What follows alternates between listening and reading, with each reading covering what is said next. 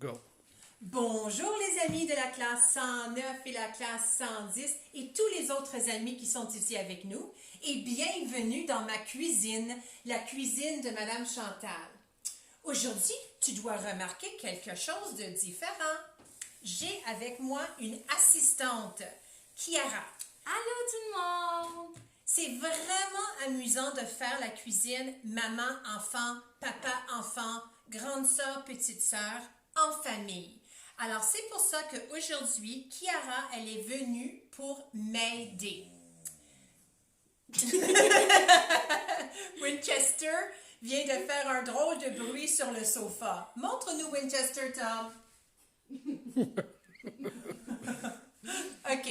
Alors, aujourd'hui, ce qu'on fait, ce sont des muffins aux bananes.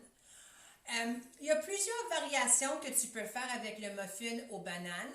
Nous, on va faire un muffin simple et si tu veux rajouter des affaires après, tu peux. Comme je t'ai expliqué la dernière fois, la première chose qu'on doit faire avant de commencer, c'est se laver les mains. Viens-t'en, Tom. On se souvient, Kiara, elle s'est déjà lavé les mains. Oui.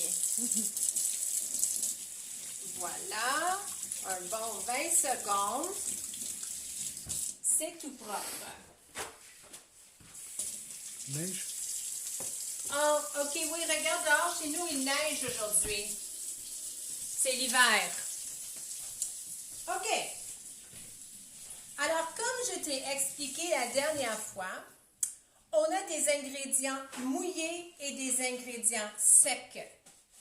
Encore une fois, aujourd'hui, on doit séparer les ingrédients mouillés des ingrédients secs. Alors, pour le muffin à la banane, la première chose qu'on fait, c'est qu'on commence avec 3 bananes. Les bananes doivent être mûres, c'est-à-dire jaunes avec des petits points bruns dessus, pas des bananes vertes. Ce qu'on fait, on enlève la pelure de la banane et on met la banane dans le bol qui va être notre bol d'ingrédients mouillés.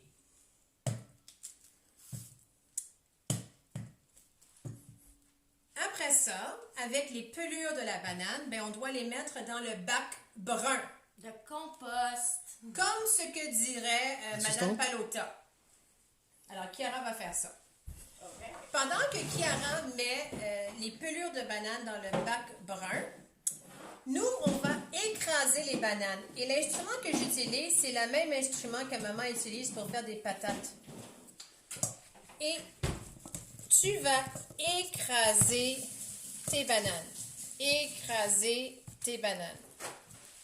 Écraser tes bananes. Une fois que tes bananes sont écrasées, ça a l'air de ça. Approche un peu, M. Tom, pour montrer. OK? Ouh, ça c'est... Ça a l'air de ça. Tiens, Kiara, peux-tu le mettre dans le lavabo, s'il te plaît? Merci. Oui.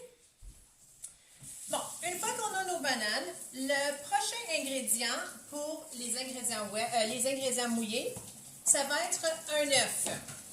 Oh! Tu prends ton œuf et Kiara va craquer l'œuf dans le bol. Wow! Quelle technique? Impressionnant. Après l'œuf, on a le yogourt grec. Moi, j'utilise le yogourt au lieu d'utiliser de l'huile. La plupart des recettes de muffins aux bananes prennent de l'huile. Moi, je prends le yogourt parce que ça nous donne plus de protéines. C'est meilleur pour la santé. J'utilise un yogourt grec qui est à la vanille. Ça donne une petite saveur riche. Alors, le yogourt grec, on a besoin de 1/3 de tasse de yogourt grec. 1/3 de tasse. Je le mets dans mes ingrédients mouillés. Après ça, le seul ingrédient qui manque pour les ingrédients mouillés, c'est le sucre. J'utilise 1 demi-tasse de sucre. La plupart des muffins aux bananes utilisent plus de sucre.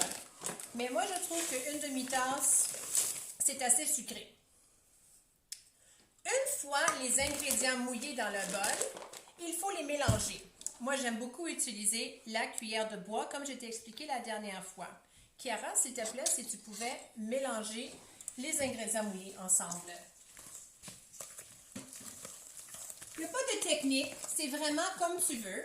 C'est simplement tout mélanger pour que ça soit bien mélangé. Surtout que l'œuf soit craqué, le jaune soit mélangé avec le blanc de l'œuf. Bien, approche la caméra, Mr. Tom, pour montrer. Oui, parfait, Chiara. Excellent. Là, on va aller aux ingrédients secs. On a 4 ingrédients secs. La première chose qu'on va faire, c'est qu'on va prendre notre farine. Moi, j'ai de la farine blanche ici. Tu peux prendre la farine brune ou tu peux prendre n'importe quelle farine, ça marche. En ce moment, la farine, c'est pas toujours évident d'en trouver dans l'épicerie. Alors, la farine, ça va être 1 tasse et demie. Alors, je prends 1 tasse et demie. Une fois que j'ai ma farine, là, je vais rajouter 1 demi-cuillerée à thé de sel.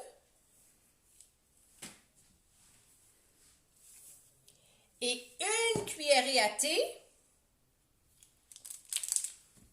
de poudre à pâte, baking powder en anglais.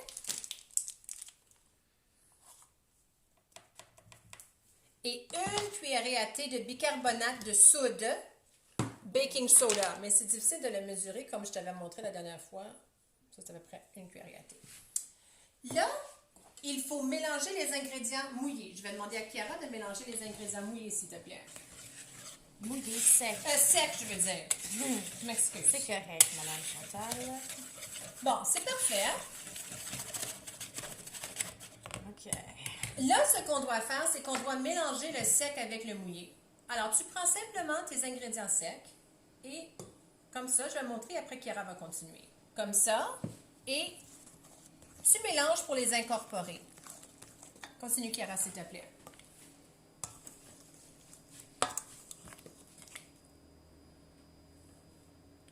Alors, on rajoute le sec au mouillé et on mélange.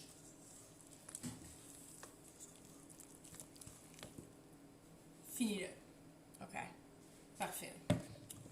Merci, M. Tom. Alors, il n'y a pas une bonne ou une mauvaise façon de faire. C'est comme tu veux. Moi, j'utilise la cuillère de bois. Je trouve que c'est un instrument ancien qui fonctionne toujours. Moi, je dirais que la cuillère de bois, c'est l'instrument que j'utilise le plus dans la cuisine. Et là, si on regarde, c'est quand même bien mélangé. Oui. Et c'est ça la texture. Ouais, c'est la texture. Bon, à ce point-ci, tu as un choix à faire.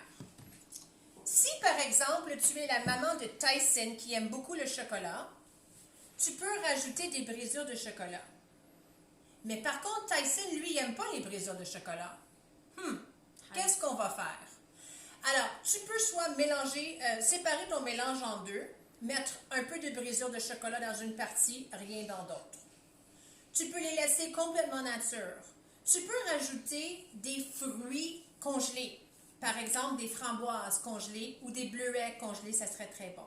Ouais. Moi, personnellement, dans ma famille, on est des gros amateurs de brisure de chocolat. Quand Madame Chantal a dit ça, elle veut vraiment dire que c'est elle qui aime le chocolat le plus dans la famille. C'est pas vrai. Même les chocolats de Pâques que j'ai reçus du Easter Bunny, elle les a mangés. Mais j'ai goûté au stand. OK.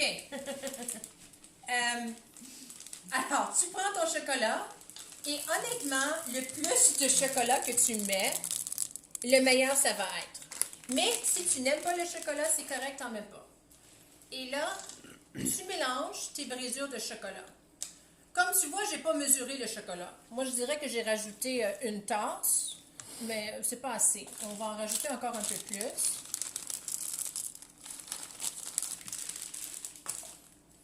Et voilà.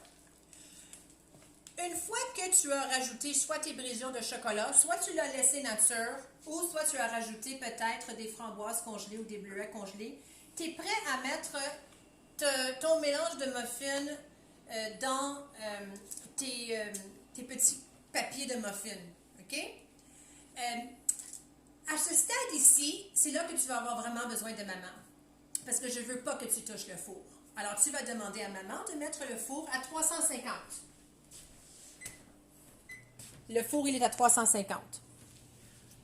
Après ça, pour tes petits moules à muffins, bon, moi, j'aime bien utiliser ceux qui sont faits en parchemin, parchment paper, parce qu'ils ne collent pas. Si tu n'as pas de moule à muffins, c'est correct. Tu peux simplement mettre un petit peu de beurre ou d'huile dans ton moule à muffins pour pas que ça colle. Après ça, tout ce que tu fais, c'est le temps de mettre la pâte de tes muffins dans ton moule à muffins. Comme les biscuits, la même technique, les 2 cuillères. Je prends une cuillère de pâte à muffins et avec l'autre cuillère, je la pousse dans le moule à muffins. Comme ça. Cuillère, je le pousse. Cuillère, je le pousse.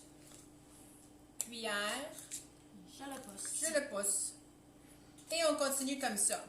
Combien de muffins est-ce que je vais avoir ici avec ce moule à muffins rose? Je vais en avoir 3 par 4. 3 fois 4, ça va faire 12. Donc, 12 muffins, une douzaine. Une fois que tu as mis toute ta pâte dans ton moule à muffins, et là, encore une fois, là, il n'y a pas de technique, hein, les amis. Si ça dépasse, ça fait rien. Ça va faire un muffin plus gros, un muffin plus petit. Ça fait rien.